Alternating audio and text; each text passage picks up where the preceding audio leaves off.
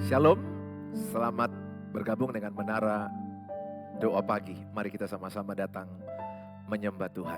Pasti ada berkat kebaikan Tuhan di dalam hadirat Tuhan. Mari kita sembah Tuhan. Sebelumnya mari kita sama-sama berdoa dulu. Bapa di sorga, dalam nama Tuhan Yesus, berkati Menara Doa Pagi ini. Berkati setiap yang ikut menyaksikan. Berkati semua alat sosial media. Berkati kami, tim, kru yang ada dalam Menara Doa Pagi. Tuhan, biarlah Engkau yang ditinggikan, biarlah Engkau yang dimuliakan.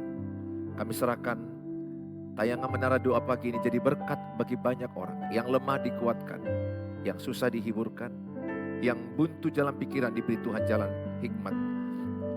Kami percaya Tuhan menyertai tayangan Menara Doa Pagi jadi berkat bagi siapapun yang menyaksikannya.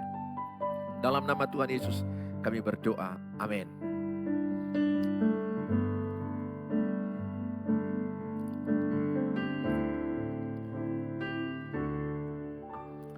Pujian dan syukurku ku bawa padamu.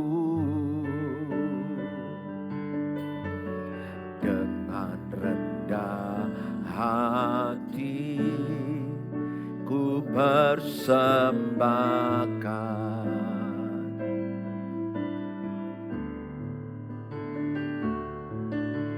sadar bila ku ada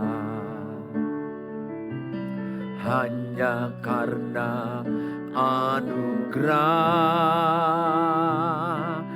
bukan karena kekuatanku. Ku tahu hidupku, ku tahu hidupku adalah penyembahan. Kau ciptakanku dalam kemuliaan-Mu.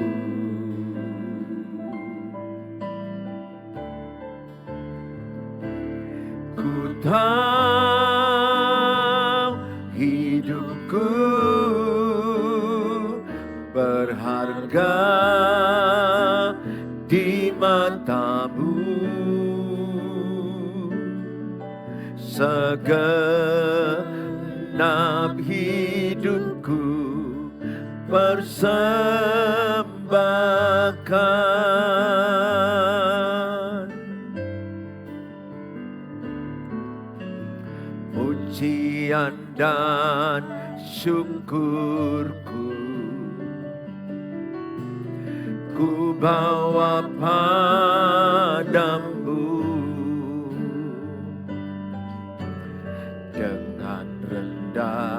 Hati ku persembahkan,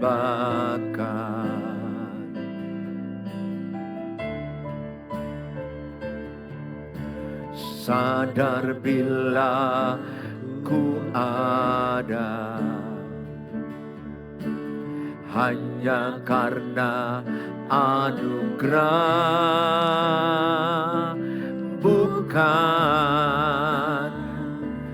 karena kekuatanku.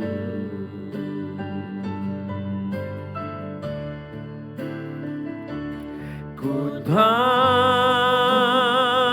hidupku adalah penyembahan. Kau ciptakanku dalam kemuliaan-Mu.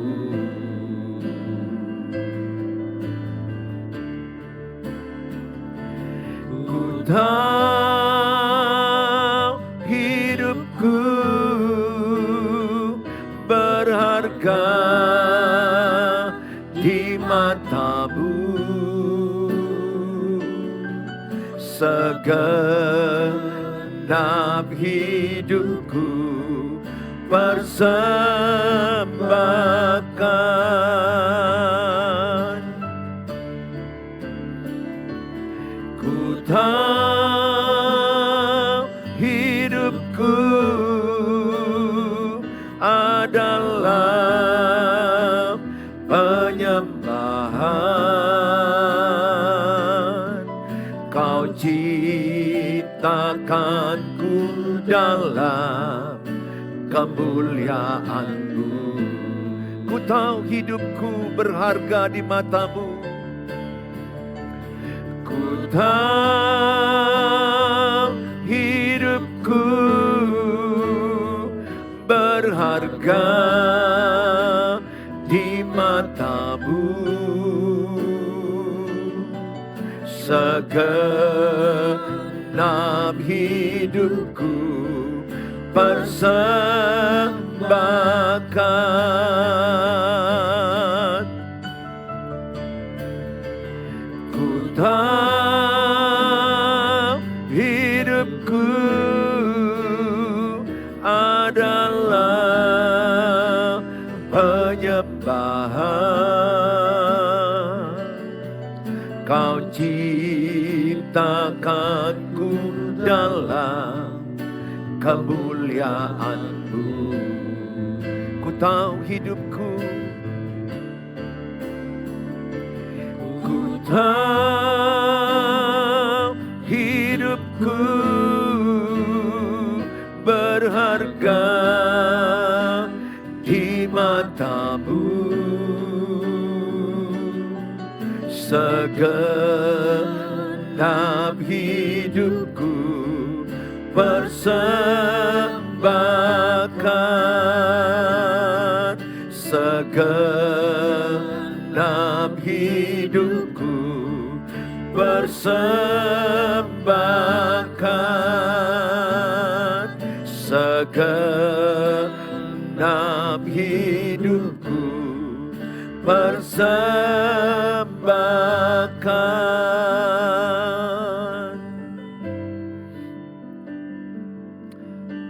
Mari kita nyanyi kepada Tuhan, sebab Tuhan selalu mendengar penyembahan kita.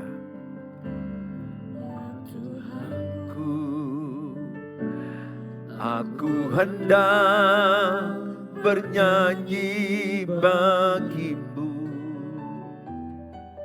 selama ku hidup, ya Allahku. Aku hendak bermazmur bagi-Mu selagi ku ada. Inilah yang ku renungkan setiap waktu. Nyanyian pujian dan pengagungan kepadamu.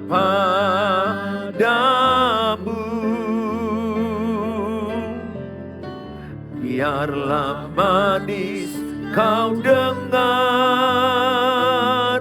Tuhan, manis kau dengar Tuhan, dan hatiku bersuka karena-Mu.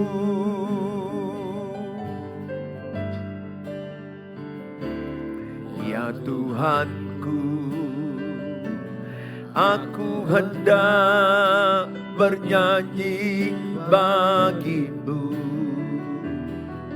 selama ku hidup, ya Allahku. Aku hendak bermazmur bagi-Mu selagi ku ada. Inilah yang ku renungkan setiap waktu. Nyanyian pujian dan pengagungan kepadamu.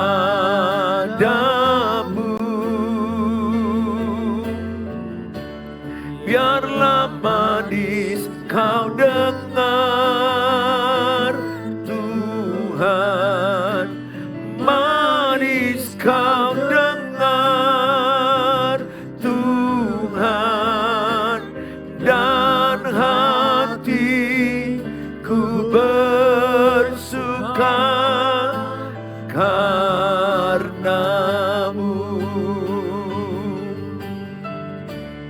Inilah yang ku renungkan setiap waktu. Nyanyian pujian dan pengagungan kepadamu.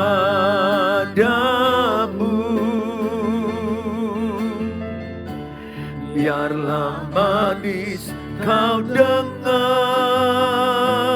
Tuhan, manis kau dengar Tuhan, dan hatiku bersuka karenamu.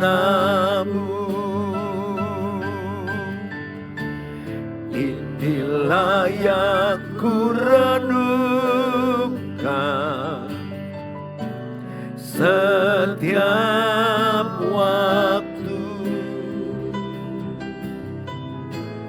Nyanyian pujian dan pengagungan kepadamu. Biarlah manis kau dengar, manis kau dengar Tuhan, manis kau dengar Tuhan, dan hatiku bersuka karenamu.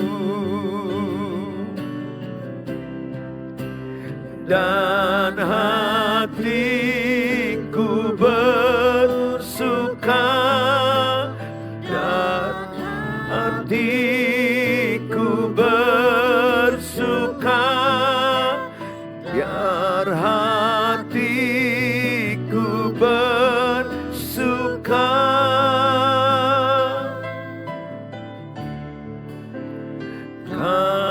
karenamu.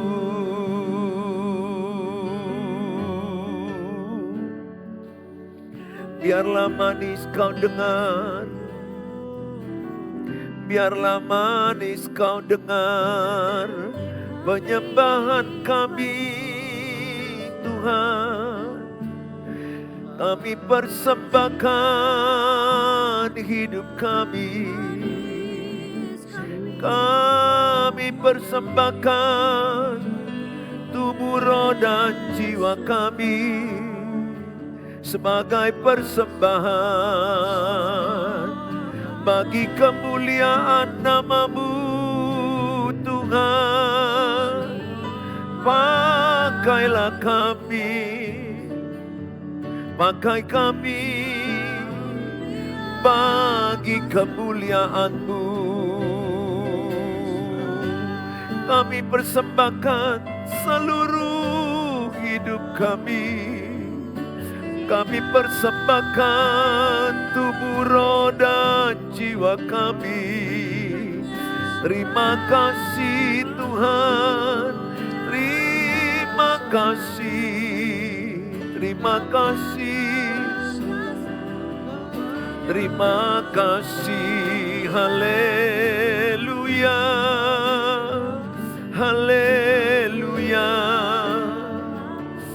terima kasih Tuhan. Kami berserahkan seluruh hidup kami. Seluruh yang menyaksikan berkati. Seluruh yang menyaksikan pulihkan dan sembuhkan. Lawatlah semuanya dimanapun mereka berada. Berkatilah dengan berkat-Mu. Berkatilah dengan berkat-Mu. Haleluya. Terima kasih. Terima kasih. Kami bersyukur. Kami bersyukur. Terima kasih Bapa. Kami percaya kuasa-Mu nyata di dalam kelemahan kami. Setiap kami yang menyaksikan, berkatilah mereka. Ada banyak kelemahan kami. Ada banyak kekurangan kami. Ada banyak keterbatasan kami. Tapi kami percaya kuasa-Mu nyata di dalam kelemahan kami. Kekuatan-Mu nyata menopang seluruh hidup kami. Datanglah Tuhan, berkati kami semua. Yang lemah dikuatkan, yang putus asa diberikan pengharapan. Kuasa-Mu nyata. Nyata di dalam kelemahanku. Kekuatan-Mu menopang seluruh hidupku. Dari mana datang pertolonganku? Hanya Yesus pertolonganku. Kuasa-Mu nyata di dalam kelemahanku. Kekuatan-Mu menopang seluruh hidupku. Dari mana datang pertolonganku? Hanya Yesus pertolonganku. Engkaulah sumber kekuatan hatiku. Tempat persembunyianku.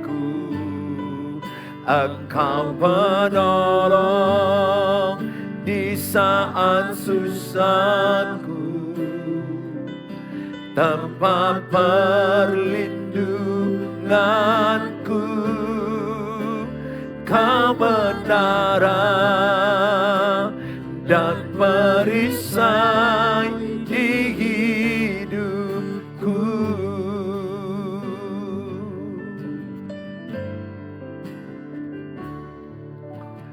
Kuasa-Mu nyata di dalam kelemahanku. Kekuatan-Mu menopang seluruh hidupku.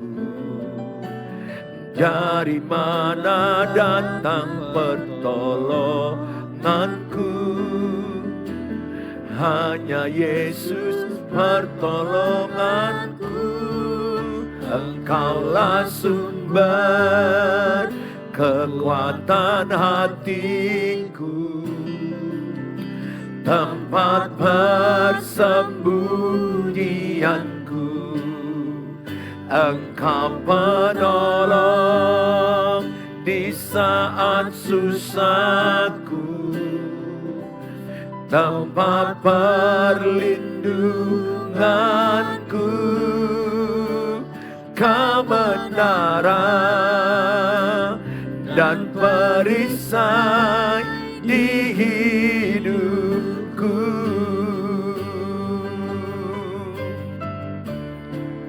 Engkaulah sumber kekuatan hatiku. Tempat persembunyianku. Engkau penolong di saat susahku. tempat perlindunganku, kebenaran dan perisai di hidupku. Engkaulah sumber kekuatan, Engkaulah sumber kekuatan hatiku, tempat persembunyianku. Engkau penolong di saat susahku, tempat perlindunganku, kebenaran dan perisai di hidupku, kebenaran dan perisai di hidupku, kebenaran dan perisai di hidupku.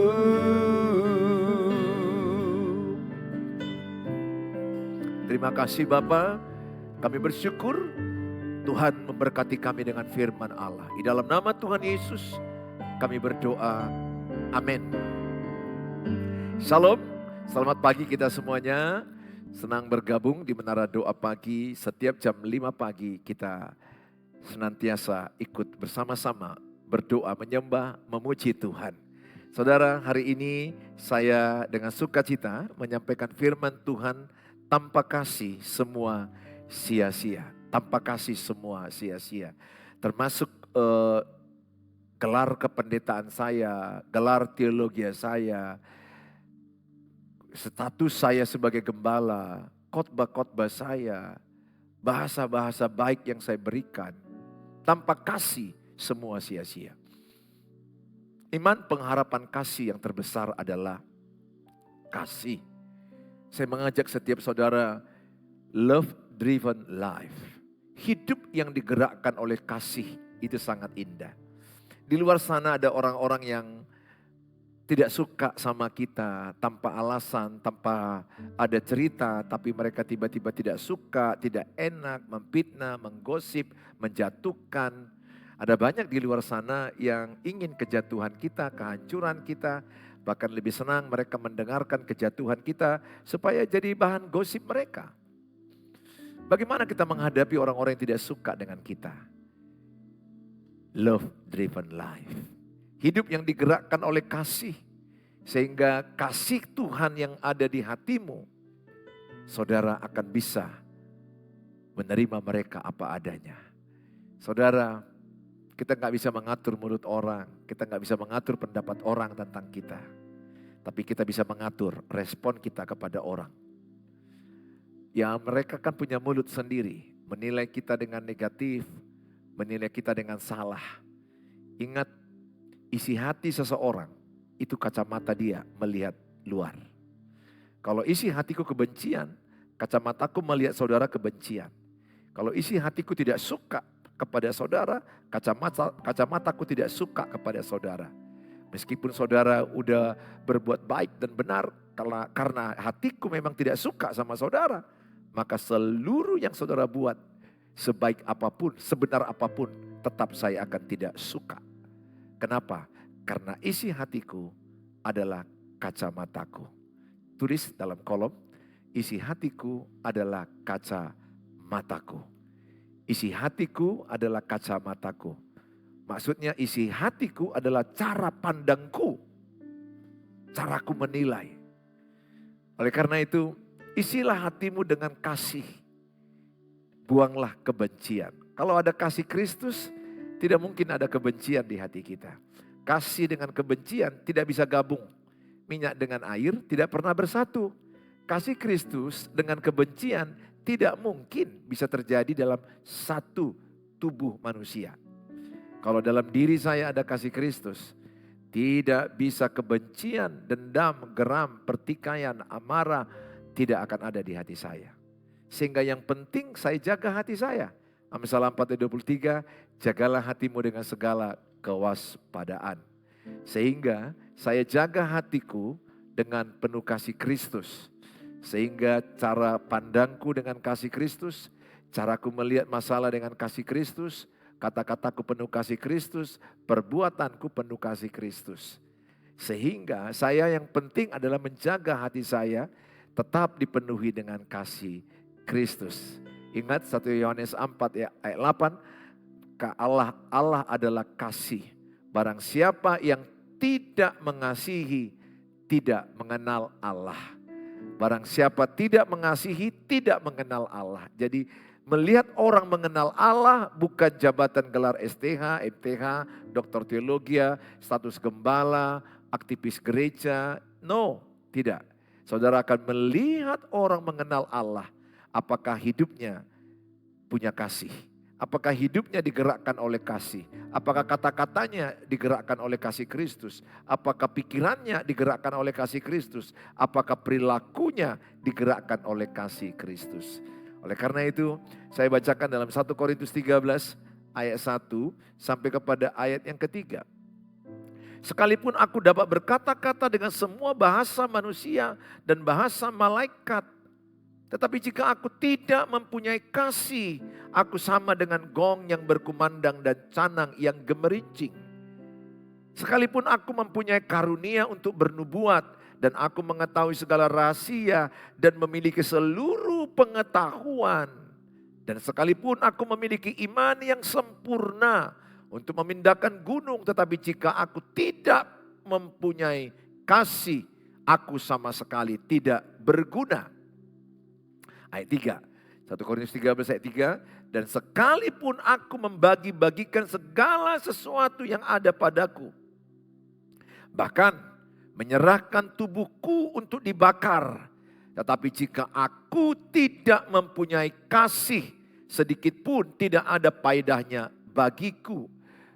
Ayat 1, 2, 3 dalam 1 Korintus 13, 3 kali berkata, tanpa kasih tidak ada faedahnya. Tanpa kasih semua sia-sia. Nubuatan sia-sia. Bahasa malaikat sia-sia. Saudara melayani sia-sia. Saudara merayakan perayaan Natal atau Paskah apapun sia-sia. Saudara memberi bahkan membakar tubuhmu sekalipun. Maksudnya di sini adalah mau berkorban untuk orang lain. Kalau bukan dasarnya bukan kasih, maka semua itu sia-sia. Ayat ini ditegaskan oleh Rasul Paulus kepada jemaat Korintus.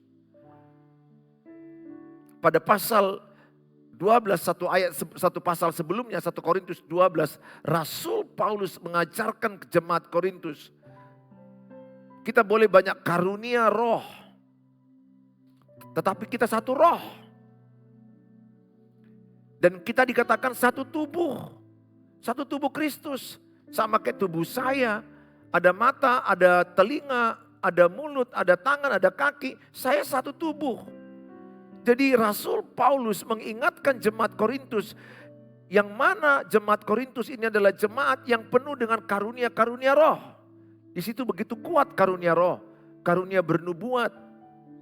Karunia kesembuhan, ada banyak karunia iman. Ada banyak karunia yang luar biasa.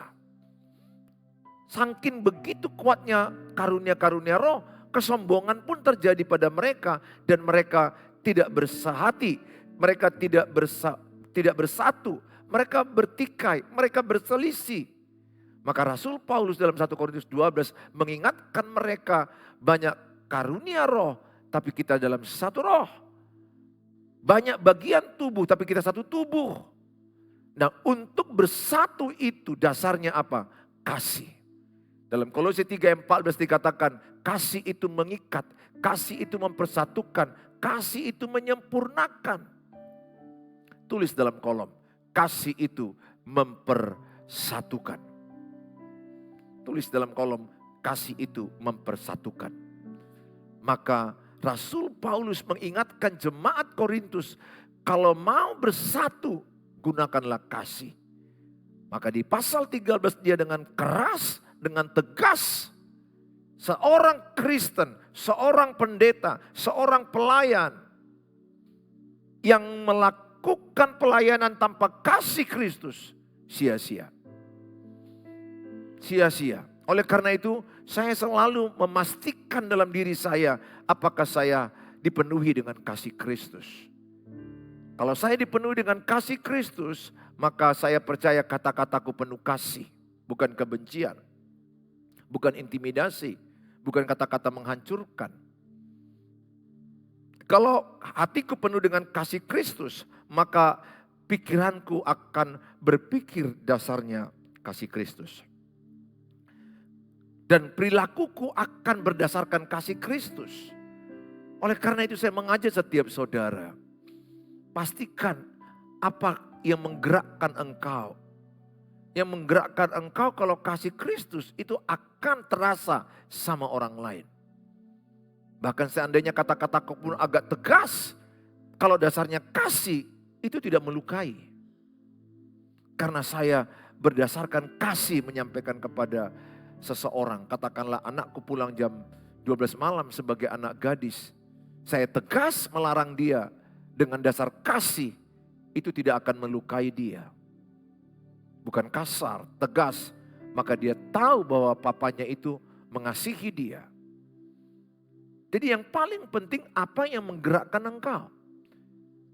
Saudara, apa yang tersimpan di hatimu akan kelihatan dalam sikapmu. Ketika ini saya tulis dalam caption di Facebook saya, rame orang share ulang. Apa yang tersimpan dalam lubuk hati seseorang akan kelihatan dari sikapnya. Akan kelihatan.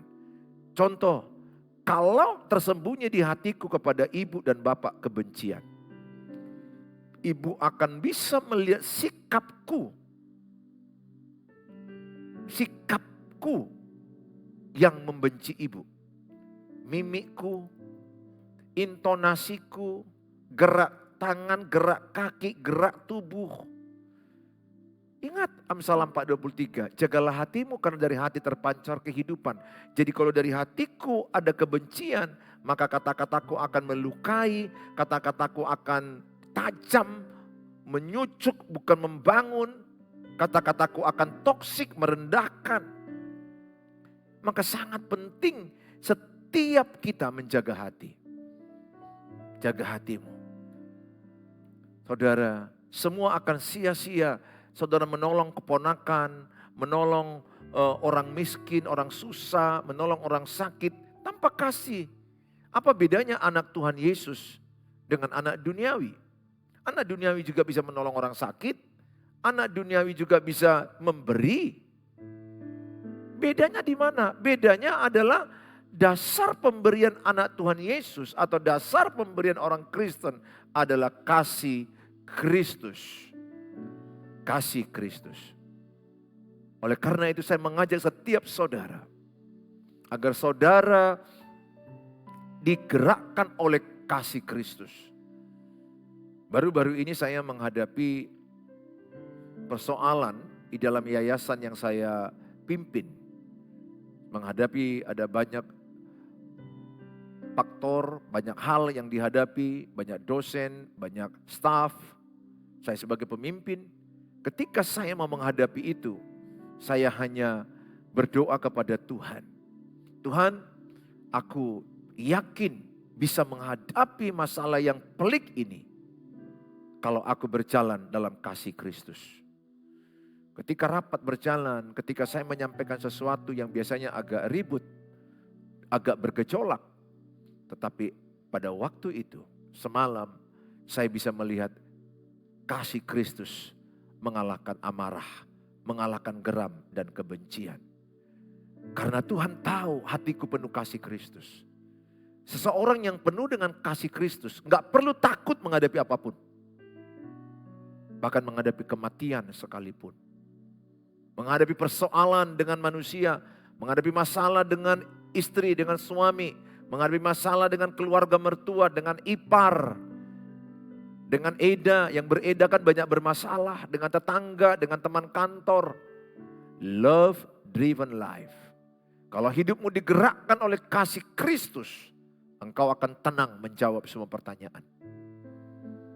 Kita tidak sempurna, tapi kasih Kristus itu membuat ibu bapak pede menghadapi suami yang lagi mengecewakan, menghadapi istri yang lagi mengecewakan,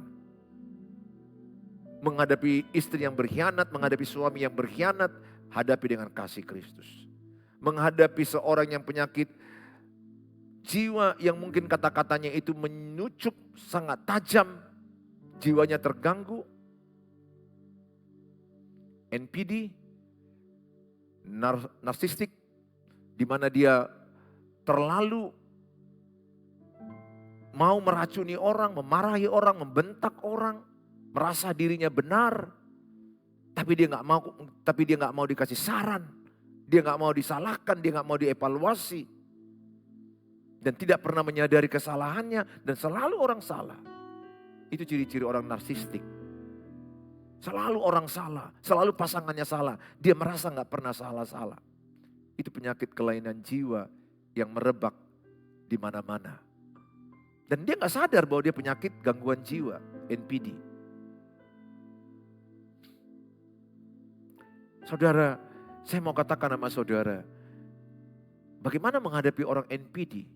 Jawabnya, hadapilah dengan kasih Kristus. Dengan kasih Kristus. Karena sakit jiwa yang dialami dia gak sadar. Ada loh orang yang membentak-bentak, marah, padahal dia yang salah, dia yang memarahi orang, dia membentak orang, dia dikasih saran tidak mau, apalagi disalahkan dia akan murka dan akan marah. Selalu merasa dia diri yang paling benar. Itu narsistik.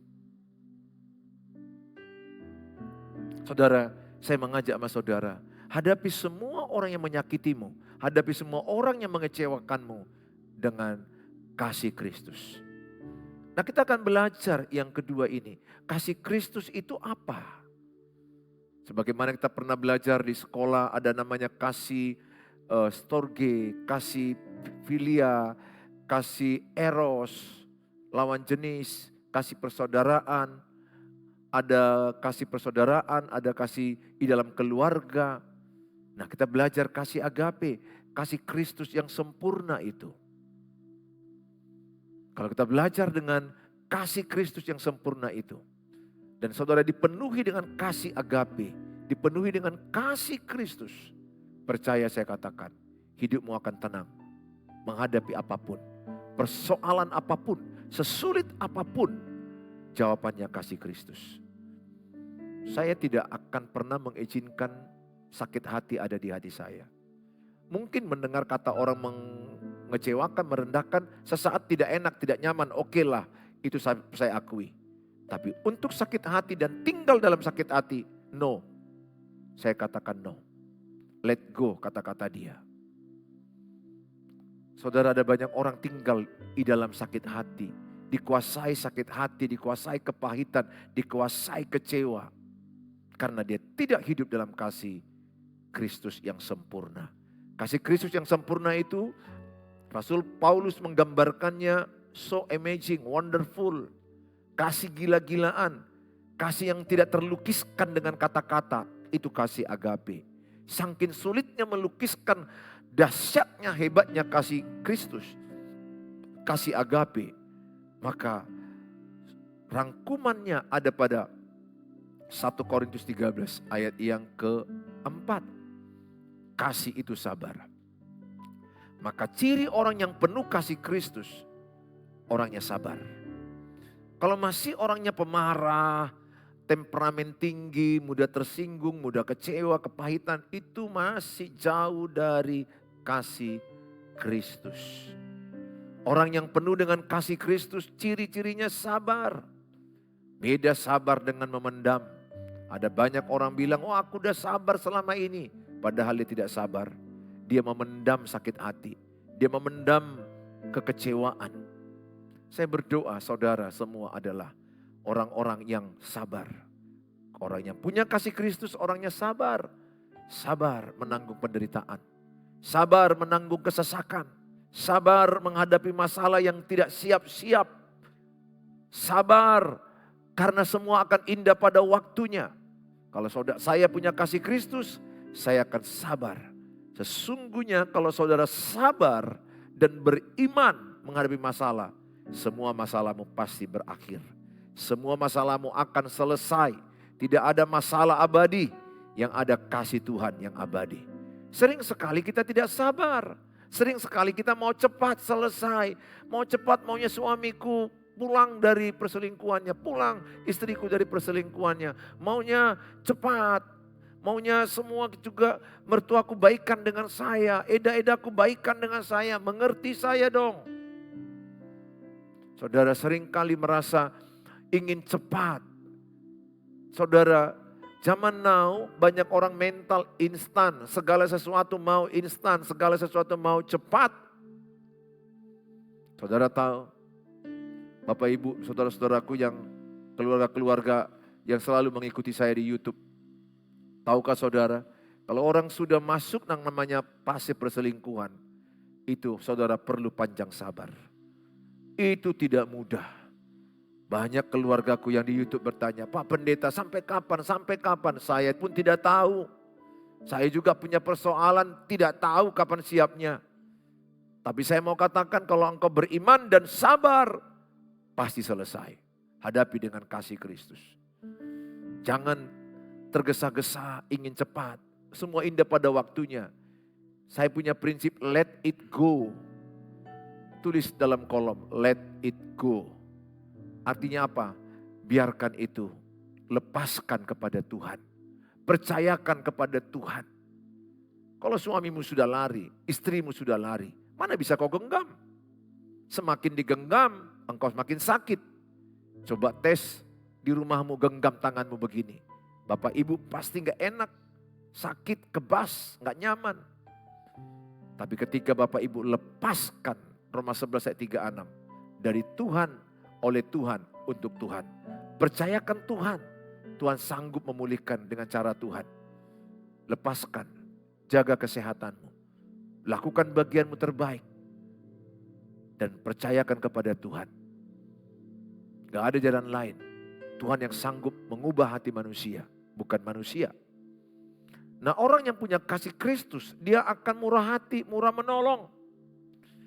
Dia akan murah hati dengan senang hati. Orang yang punya kasih Kristus murah menolong. Saya akan murah menolong. Karena saya punya kasih Kristus. Kalau saya melihat orang lain di jalanan tabrakan, saya murah hati menolong. Saya nggak perlu takut jadi saksi nanti oleh polisi. Saya berkali-kali turun dari kendaraan mengangkat orang sakit. Saudara saya rindu, saudara menjadi orang yang murah hati dengan kasih Kristus. Murah memberi, menolong keponakan dengan tulus ikhlas. Orang yang memberi dengan tulus ikhlas, habis memberi dia tidak cerita ke orang. Habis memberi dia tidak ingat-ingat apa yang dia beri. Tapi ingatlah apa yang kau terima dari orang. Jangan ingat-ingat apa yang kau kasih kepada orang. Jangan ingat-ingat itu.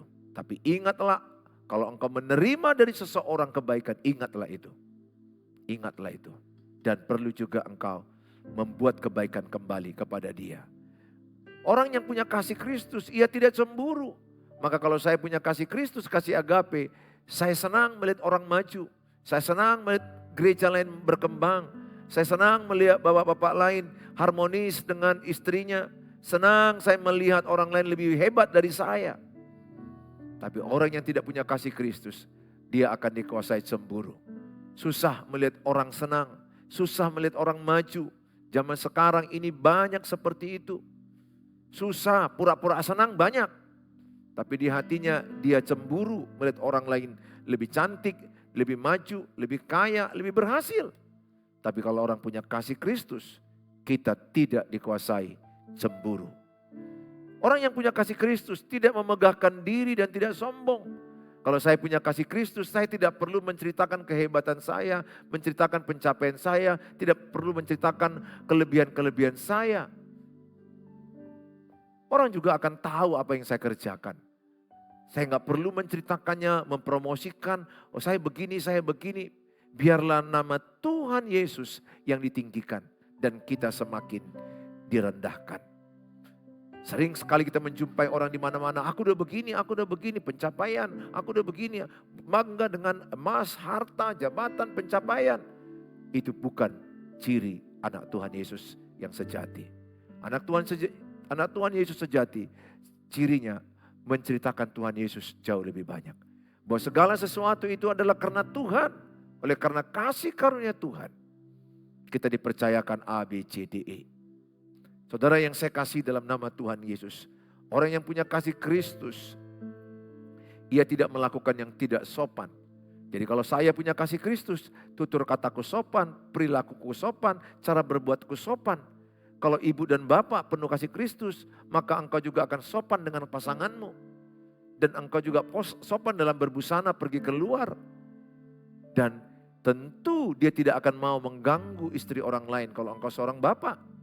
Kalau engkau seorang ibu, ibu tidak mau mengganggu suami orang lain. Ada banyak sekarang anak gadis, mama-mama, ibu janda muda. Mengganggu suami orang lain. Mengganggu orang lain. Enggak sopan. Demikian juga anak muda, bapak-bapak mengganggu istri orang lain. Pelakor, pebinor.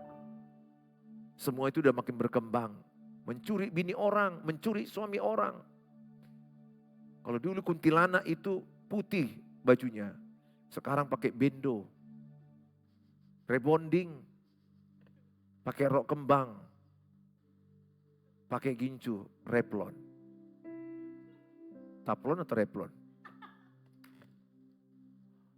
Saudara, ada banyak orang yang sekarang ini kuntilanak udah beda wujudnya. Kuntilanak pun sekarang masuk gereja.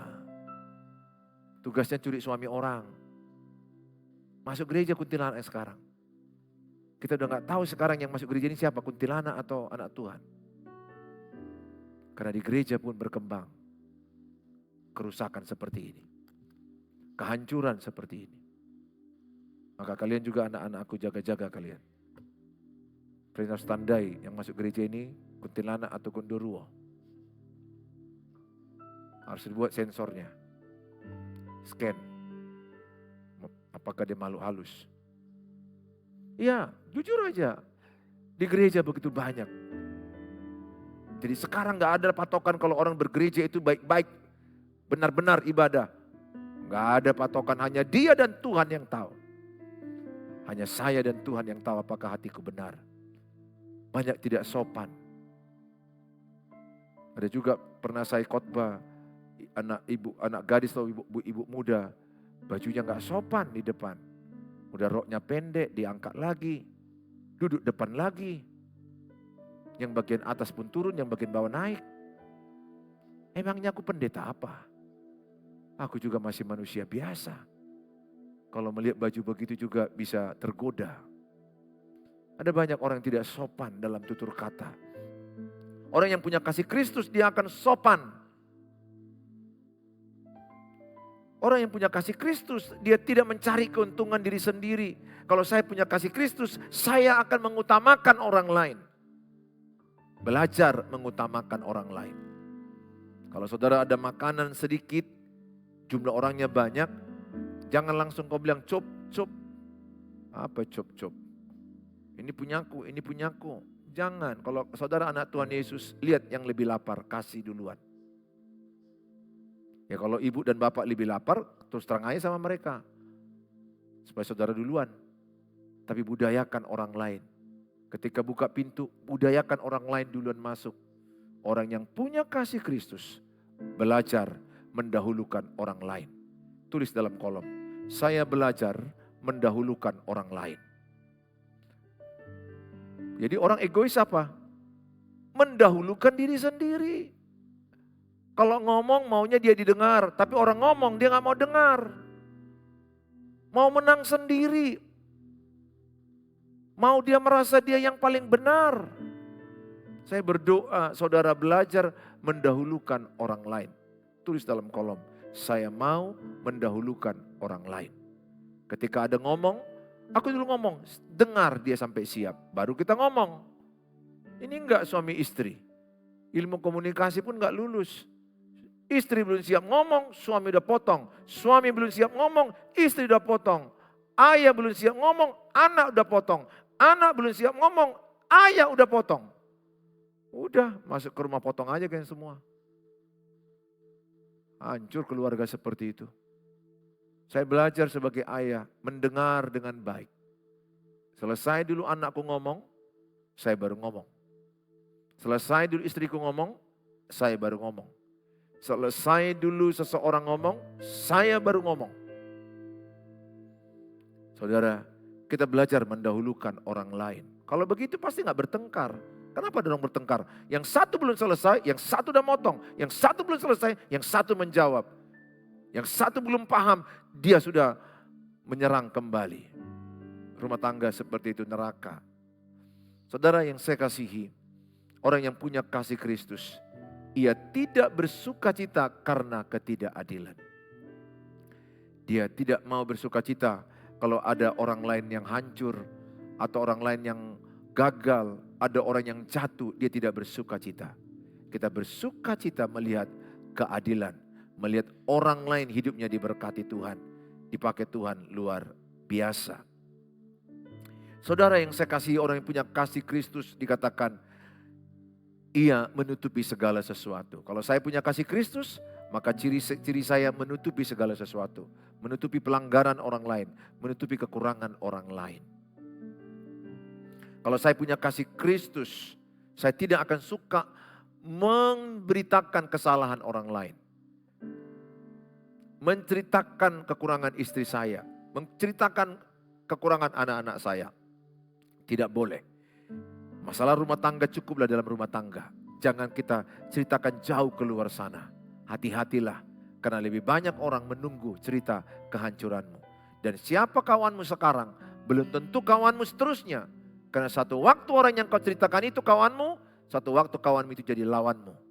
Maka semua ceritamu, dia akan ceritakan kepada orang lain. Be careful. Manusia itu berubah. Tidak ada, manusia tidak abadi.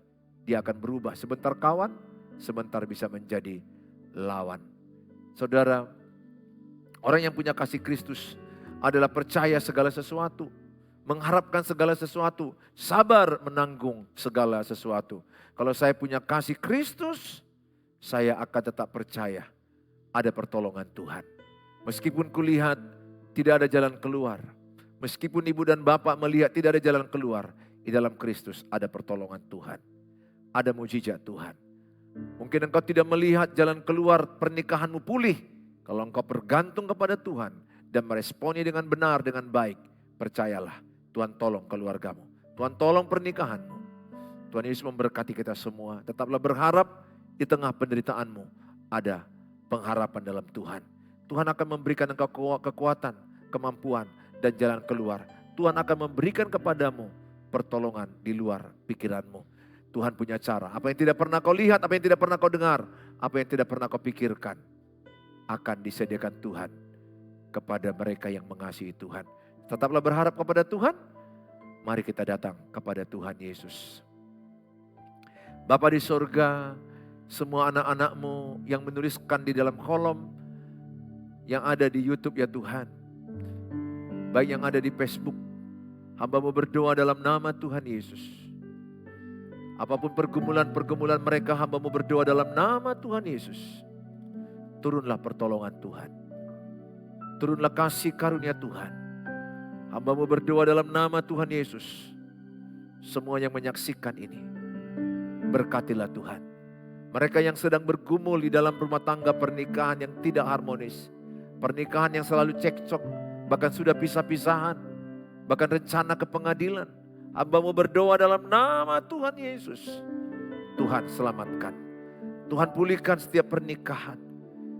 Tuhan persatukan mereka sampai kematian memisahkan mereka. Selamatkan anak-anak mereka. Hamba-Mu berdoa dalam nama Tuhan Yesus. Rumah tangga yang sedang bertengkar, turunlah damai sejahtera.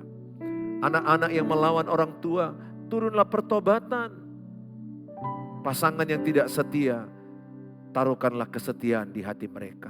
Taruhkanlah kesadaran akan takut akan Tuhan.